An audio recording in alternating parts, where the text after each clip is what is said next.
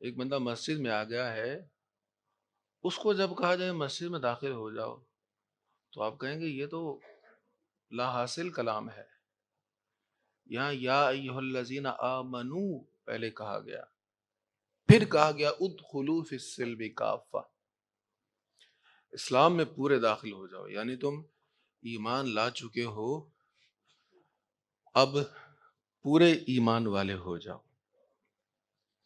اقبال کا ایک شعر ہے، شاید یہی آیت سامنے رکھ کر اقبال نے کہا ہو، زباں سے کہہ بھی دیا لا الہ تو کیا حاصل، دل و نگاہ مسلمان نہیں تو کچھ بھی نہیں.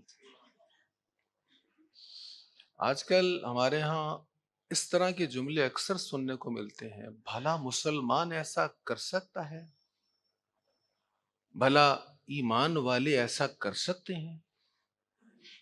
یعنی اس کا مطلب یہ ہوتا ہے کہ یہ جو آپ کہہ رہے ہیں یہ تو الزام ہے، مومن تو ایسا نہیں کر سکتا، اسلام والا تو ایسا نہیں کر سکتا. تو یہاں ایمان والوں سے کہا جا رہا ہے کہ اسلام میں پورے پورے داخل ہو جاؤ. اس کا مطلب ہے کہ واعظ، نصیحت اور تلقین کی ضرورت ان لوگوں کو بھی ہے جو ایمان میں داخل ہو چکے ہیں، ایمان لا چکے ہیں. شان نزول کیا ہے؟ شان نزول بڑا اہم ہے، اور پھر اس شان نزول کی روشنی میں ہم اپنے آج کے معاشرہ کو دیکھیں گے تو بہت کچھ سمجھنے میں آسانی ہو جائے گی. حضور صلی اللہ علیہ وسلم جب مدینہ طیبہ میں تشریف لائے، حضور کے تشریف لانے سے پہلے مدینہ منورہ جو یثرب تھا یہ ایک یہودی اسٹیٹ بن رہا تھا. عبداللہ بن ابی ایک یہودی تھا، اور یہ سردار مانا جاتا تھا، سمجھا جاتا تھا، اور اس کو اس سلطنت کا، اس ریاست کا بادشاہ بنایا جانا تھا. تقریباً معاملات طے پا چکے تھے، بس ایک تقریب کا انعقاد باقی تھا. اتنے میں طلع البدر علینا کی صدائیں بلند ہوتی اور کونین کے دولہ مدینہ منورہ میں تشریف لے آتے. اب جب حضور آ گئے تو عجب ماحول ہے. تمام مدینہ منورہ کے لوگ حضور علیہ الصلوۃ والسلام کی خاطر اپنا سب کچھ نچھاور کرنے کے لیے تیار ہے. ہر چیز حضور کی بارگاہ میں پیش کر رہے ہیں. ہر کوئی چاہتا ہے آپ میرے مہمان بنیں، میرے گھر میں قدم رنجا فرمائیں. اب سب محبتوں کا رخ حضور صلی اللہ علیہ وسلم کی طرف ہو گیا. اب ایسے میں عبداللہ بن ابی کا بادشاہ بننے کا تصور ہی نہیں ہو سکتا تھا. جوک در جوک لوگ اسلام میں داخل ہو رہے ہیں، اور مدینہ منورہ کے لوگ حضور کے غلام بن رہے ہیں. حضور کی وہ محفلیں سجتی ہیں کہ ٹک ٹکی باندھ کر چہرہ والضحیٰ کو دیکھا جا رہا ہے، اور ایسے چاہنے والے ہیں کہ چہرے پہ اگر رنگ فق ہوا ہے تو حضور نے پوچھا بھئی کیا ہوا، کس بات کا غم ہے؟ تو کہتا یا رسول اللہ، روز آپ کو دیکھتا ہوں کلیجے کو ٹھانڈ پڑتی ہے.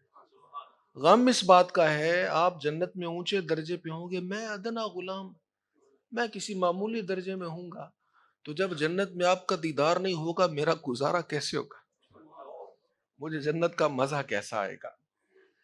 ایسی محبتیں ہیں. اب یہ کچھ یہودی تو منافق ہو گئے، اظہار کر دیا جی ہم مسلمان ہیں، لیکن اندر سے کفر ہی رہا. اور کچھ ڈٹ گئے مخالفت میں. ایک پلاننگ ہوئی کہ دلائل بڑے مضبوط ہیں ان کے، تو دلائل کا مقابلہ دلائل سے ہونا چاہیے. ڈھونڈا گیا کوئی بڑا عالم تلاش کیا جائے. اب تلاش کرتے کرتے نگاہ پہنچی عبداللہ بن سلام پر. یہ بہت بڑا کتاب کا عالم ہے، یہودیوں کے بہت بڑے عالم تھے. ان کو تیار کیا گیا، ان کو کہا گیا بھئی آپ نے مسلمانوں کے نبی کے ساتھ مناظرہ کرنا ہے اور ان کو بتانا ہے کہ وہ حق پر نہیں ہے، تاکہ یہ جو کثرت کے ساتھ لوگ ان کی طرف جا رہے ہیں، رغبت ہو رہی ہے، رک جائے. اب عبداللہ بن سلام بڑی تیاری کی، خوب سوالات تیار کیے، مناظرے کے لیے جو کچھ تیاری کر سکتے تھے وہ تیاری کی، اور حضور کی محفل میں آ گئے۔ حضور علیہ الصلوۃ والسلام اخلاق پر گفتگو فرما رہے تھے۔ اب حضور علیہ الصلوۃ والسلام صحابہ کو دیکھ رہے ہیں، صحابہ حضور کے دیکھ رہے ہیں، حضور کی محفل چل رہی ہے، اور ان کے جو سوالوں کی وہ پنڈ سر پہ اٹھائی تھی ساری غائب ہو گئی۔ چہرہ والضحیٰ دیکھا، حضور کی گفتگو دیکھی، حضور کی باتیں دیکھی، حضور کی محفل دیکھی، سب بھول گئے۔ سرکار علیہ السلام نے پوچھا، ہاں بھائی کدھر آئے ہیں آپ؟ کہنے لگے جی میں تو مسلمان ہونے آیا ہوں۔ اللہ اکبر، اسلام قبول کر لیا۔ اب یہ ایک لمبی کہانی ہے۔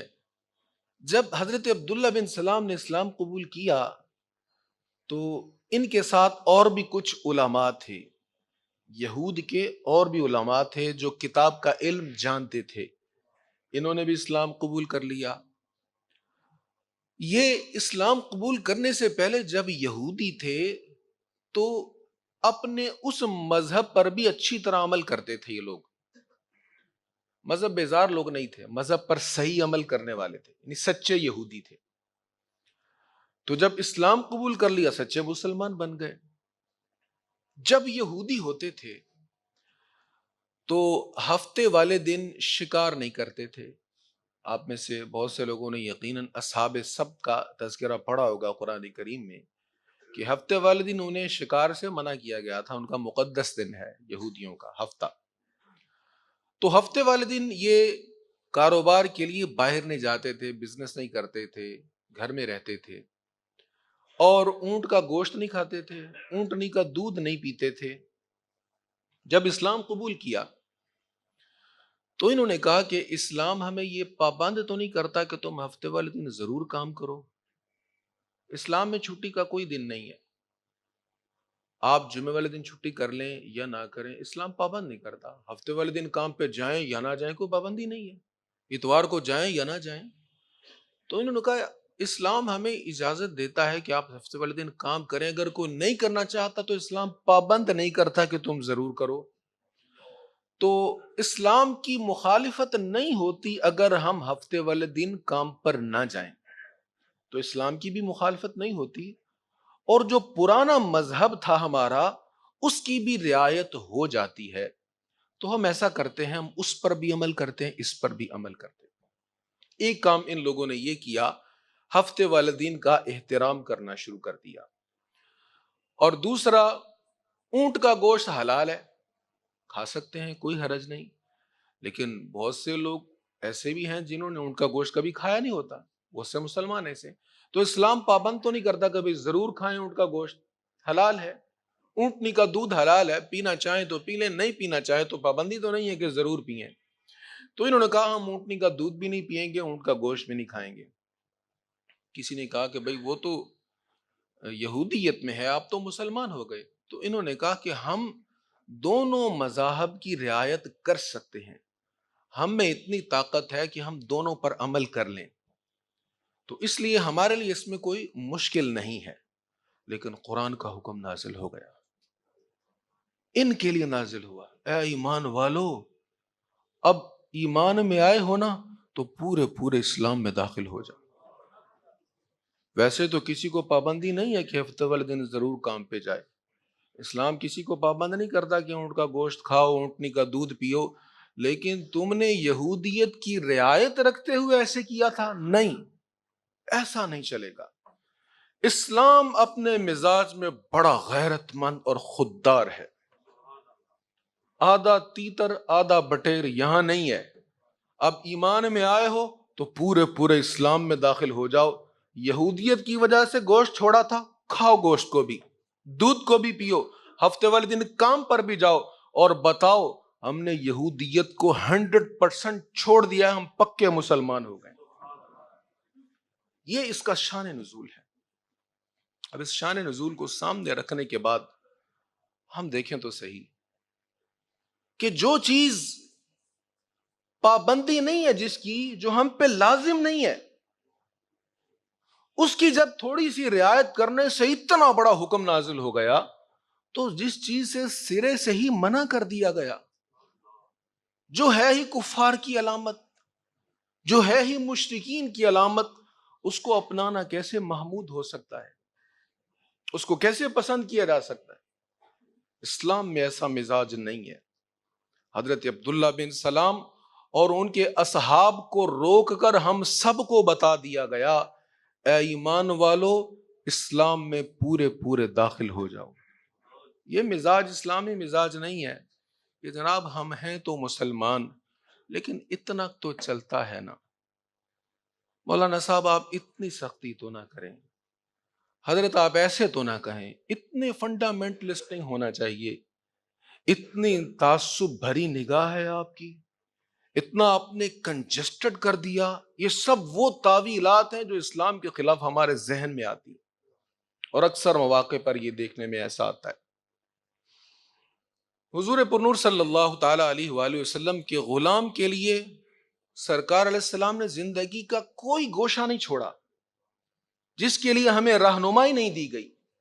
ہر موقع پر ہماری رہنمائی ہے، پھر ہم غیروں کی طرف دیکھیں اور ان سے سیکھیں کہ ہم نے فلاں موقع پر خوشی کیسے منانی ہے اور فلاں موقع ہم نے کیسے اپنے گزارنا ہے۔ یہ مسلمان کا طریقہ نہیں ہے۔ اللہ اکبر۔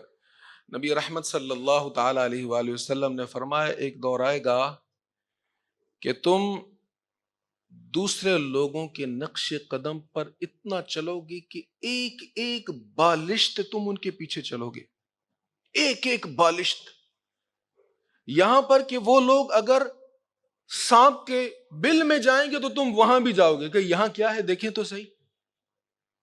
ہر چیز میں تم ان کو کاپی کرو گے، ان کو فالو کرو گے، ان کے پیچھے چلو گے۔ پوچھا، یہ متفق علیہ حدیث ہے، پوچھا یا رسول اللہ یہ لوگوں سے مراد کیا یہود و نصارہ تو نہیں؟ فرمایا انہی کی تو بات کر رہا ہوں، انہی کی تو بات کر رہا ہوں۔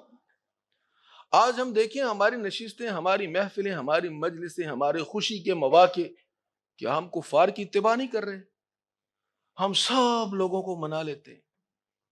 شادی کا موقع جی پھوپھا کو بھی منانا ہے، چچا کو بھی منانا ہے، فلاں روٹھا ہوا اس کو بھی منانا ہے، جتنے ناراض ہیں سب کو منا لیتے ہیں، اور سب کو راضی کر کے ایک جگہ، ایک مارکی میں اکٹھا کر کے، ایک چھت کے نیچے اکٹھا کر کے جب سارے راضی ہو جاتے ہیں، اللہ اور اس کے رسول کو ناراض کر دیتے ہیں۔